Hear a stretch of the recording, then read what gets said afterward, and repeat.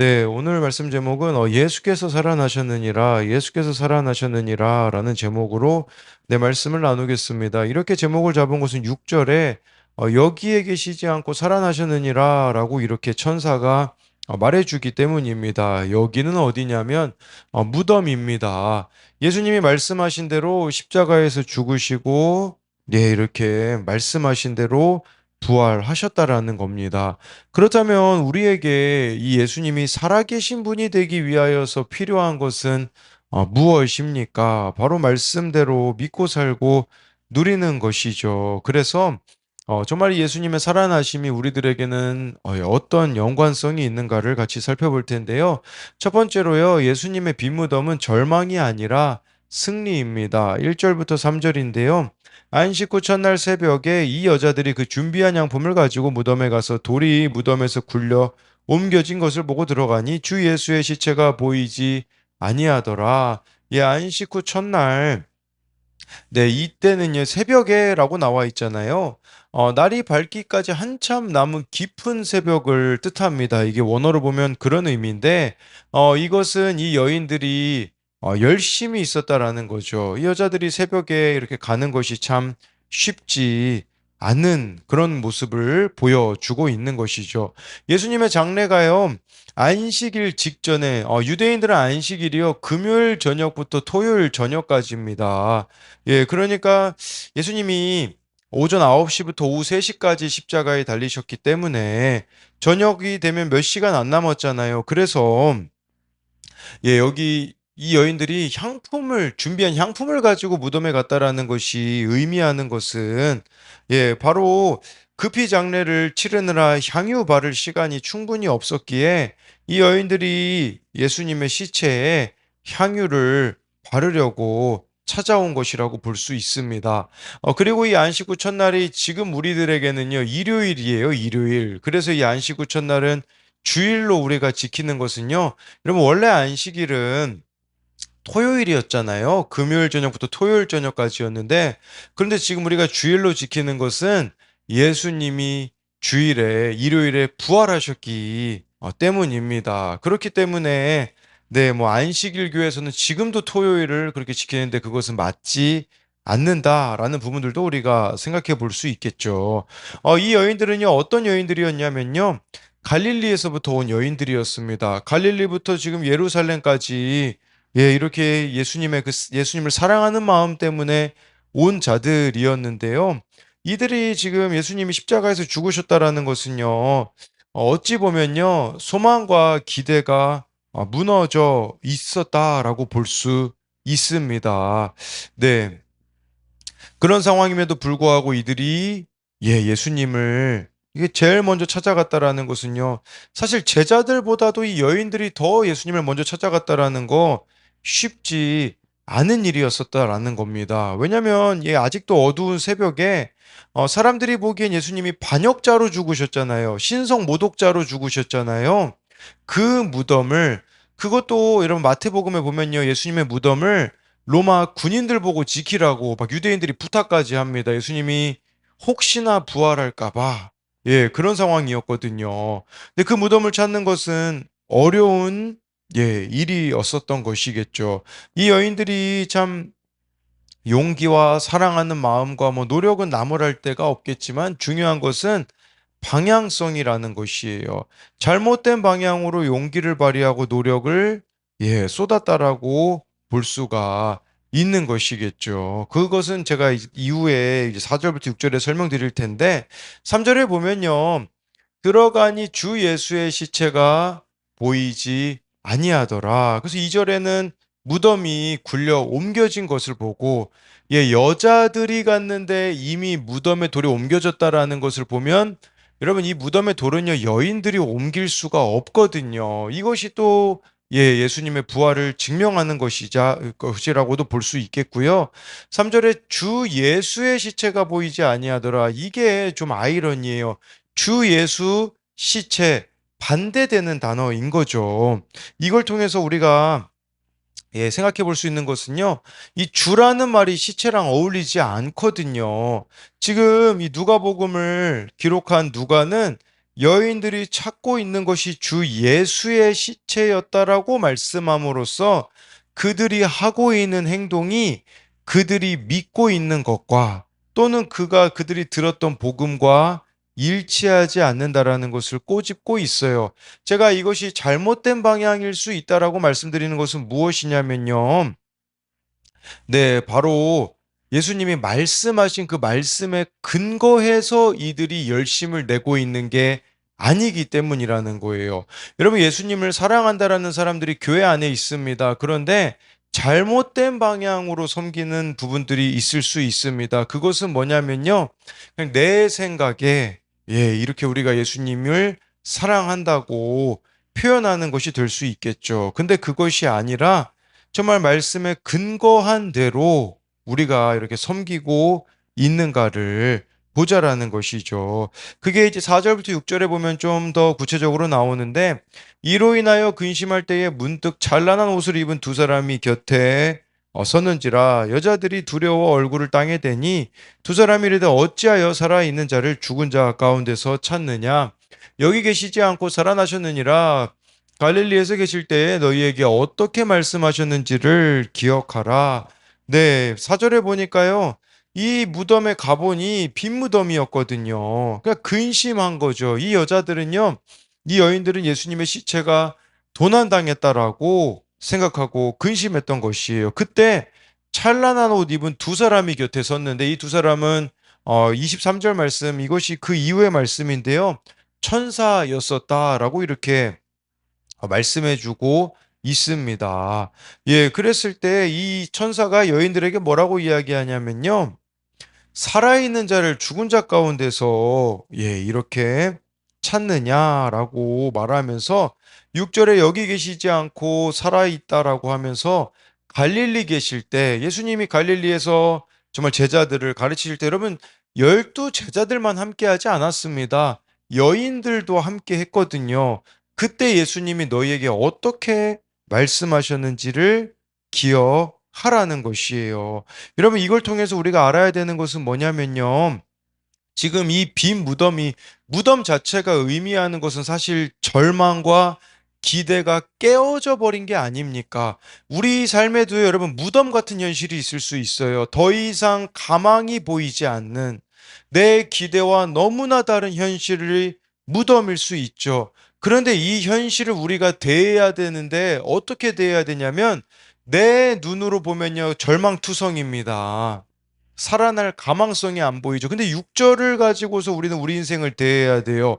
너희에게 어떻게 말씀하셨는지를 기억하라. 여러분, 무덤과 같은 우리의 현실, 무덤과 같은 우리의 삶을 대하는 올바른 태도는 무엇이냐면요.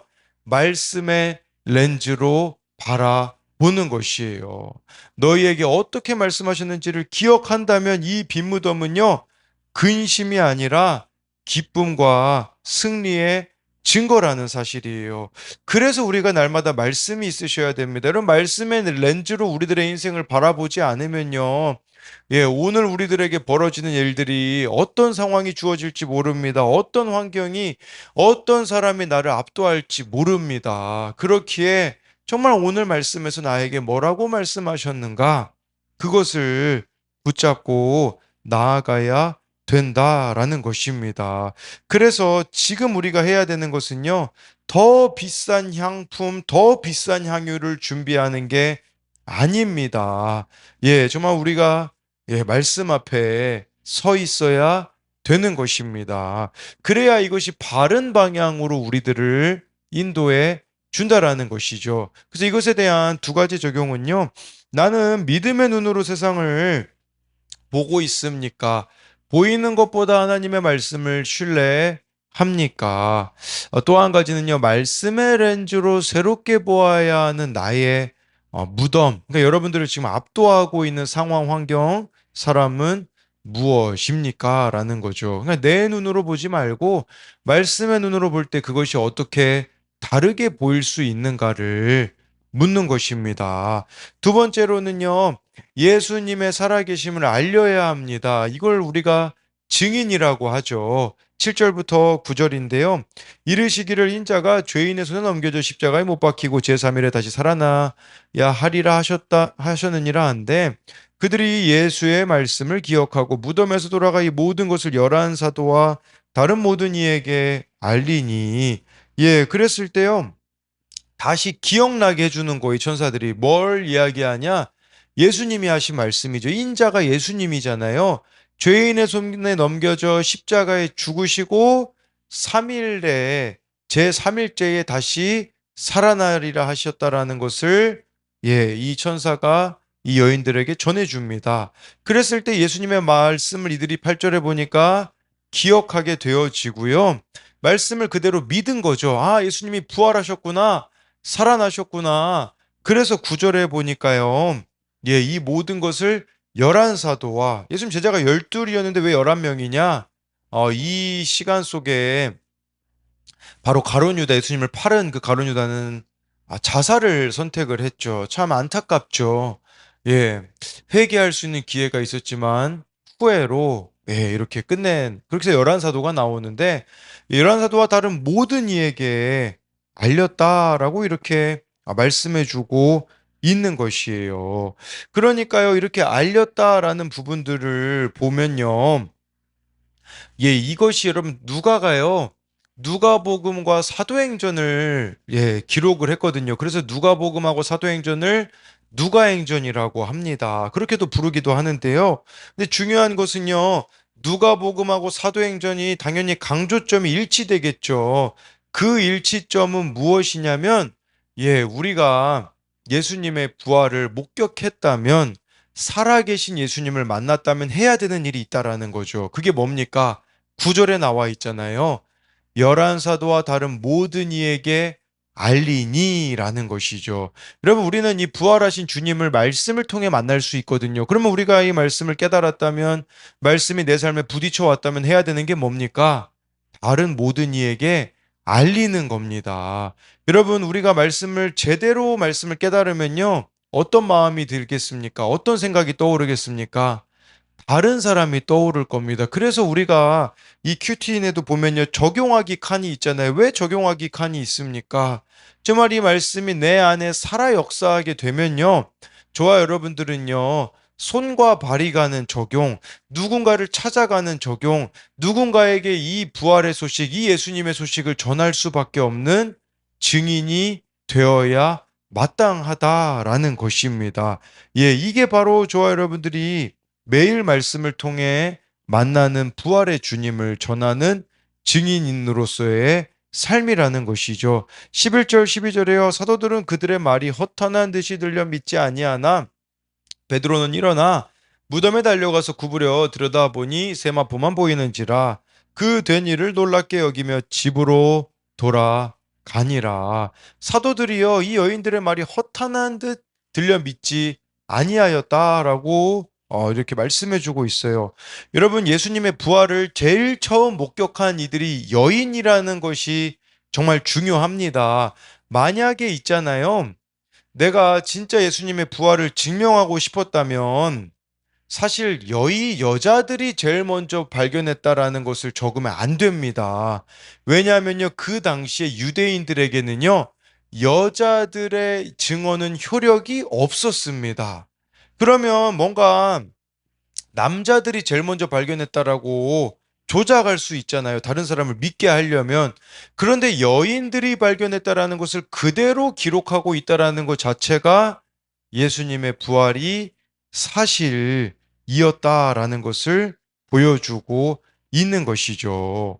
예, 그러니까 여인들이 빈 무덤을 목격했다라는 기록이 지어낸 이야기라면 유대인들에게 증인 자격이 없는 여인들을 증인으로 등장시키지 않았을 것입니다. 그래서 이 여인들이 예수님의 부활을 제일 먼저 목격한 것이 사실이었다라는 거죠. 그러니까 이 사도들이요, 사도들도 마찬가지지 않습니까? 11절에 믿지 않았다고 하잖아요. 이 여인들이 전하는 것을요. 네, 그런데 그것이 사실이었기 때문에 여인들이 전하였다라는 측면을 여러분들에게 이야기를 드리는 것이고요. 또 예수님의 이 부활에 대해 사도들이 네, 이후에 여러분 사도행전에 보면 이 예수님의 부활을 전하거든요. 그러니까 뭐 사내들인 공회에서는 뭐 제자들이 예수님의 시체를 훔쳐갔다라고 이렇게 주장하는데 여러분 근데 그것도 맞지 않습니다. 왜냐면요. 유대인들이여 자체가 시체에 접촉하여 부정해지는 것을 꺼리기 때문이라는 거죠. 유대인인 제자들이 시체를 그렇기 때문에 훔쳐갔을 리도 없고요. 예, 설사 훔쳐갔다고 할지라도 여러분 자신들이 그 조작한 이야기, 만약에 시체들을 제자들이 훔쳐갔다고 생각해 보십시오. 조작한 거잖아요. 여러분들은 여러분들에게 조작한 여러분들은 여러분들이 그 조작한 이야기를 전하기 위해 목숨까지 걸겠습니까?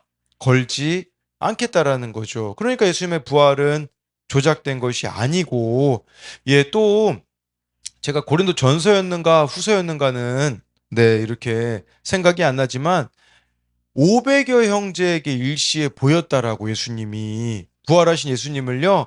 500명이 넘는 사람들이 보았기 때문에 이 부활은 거짓이 될 수 없다라는 거죠. 부활의 제일 확실한 증거가 뭘까요? 그것은 바로 제자들의 변화된 삶입니다. 예수님이 십자가 못 박힐 때요. 다 부인했잖아요. 다 떠났잖아요. 그런데 한 50일이 안 돼 가지고 어떤 일이 벌어집니까? 이 제자들이요, 목숨 걸고 예수님을 전하거든요.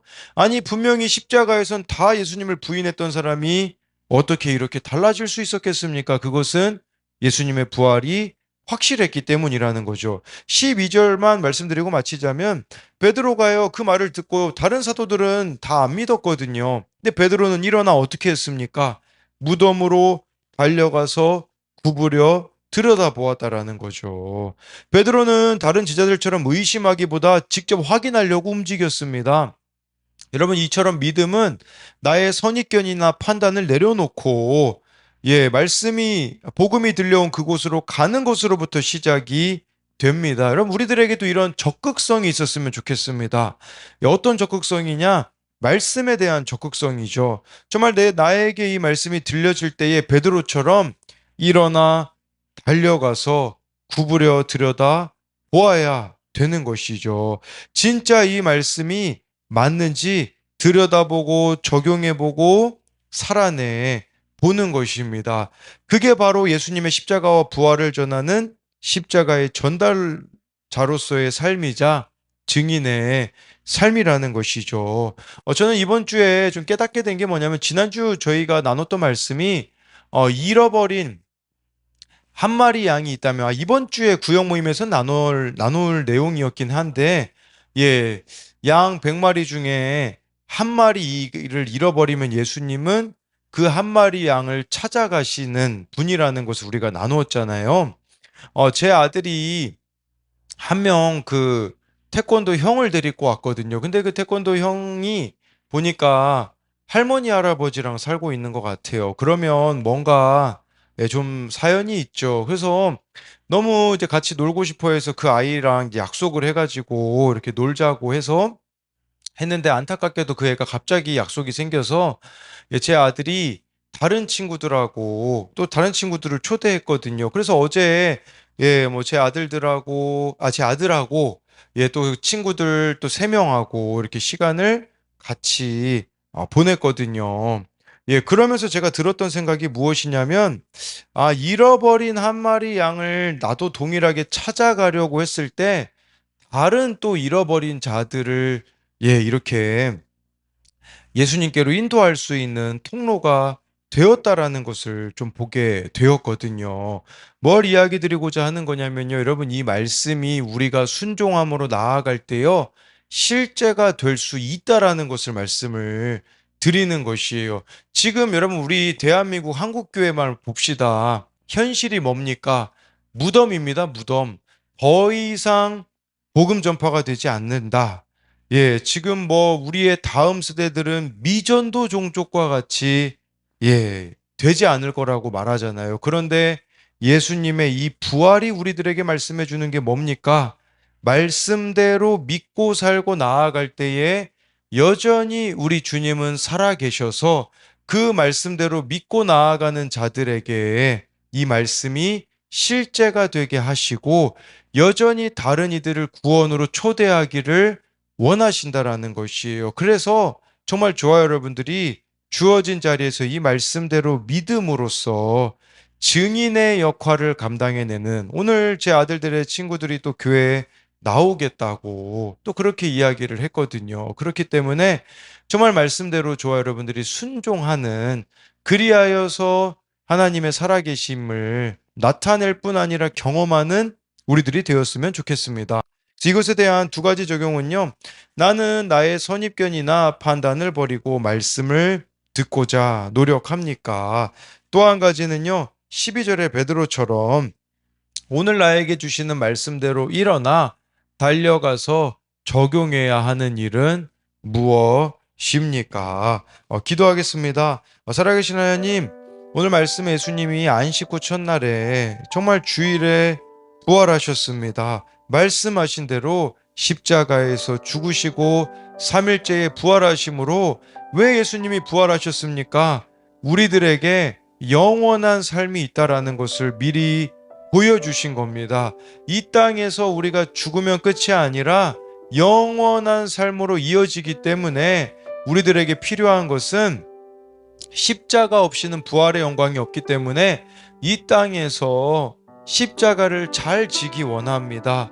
그리하여서 예수님이 부활하신 것처럼 우리도 정말 죽음 이후에 그 부활에 동참하는 자들이 되게 하여 주옵소서. 정말 이 여인들이 자신의 노력으로, 자신의 의지로 예수님을 사랑하는 것을 표현하려고 하였지만 천사들이 여인들에게 가르쳐 준 것이 무엇입니까?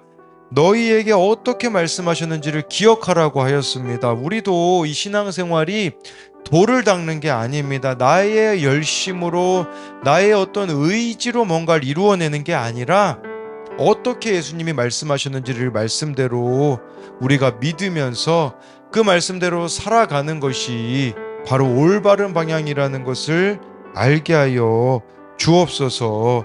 정말 이 여인들이 예수님이 살아나셨다라는 것을 전했다라는 것은, 그것이 사실이 아니라면 이렇게 여인들을 증인으로 택할 수 없음을 봅니다. 그렇게 예수님이 부활은 확실하기에 우리 또한 예수님의 부활을 믿으며 이제는 나아가 이 예수님의 부활을 전하는 자들이 되기 원합니다.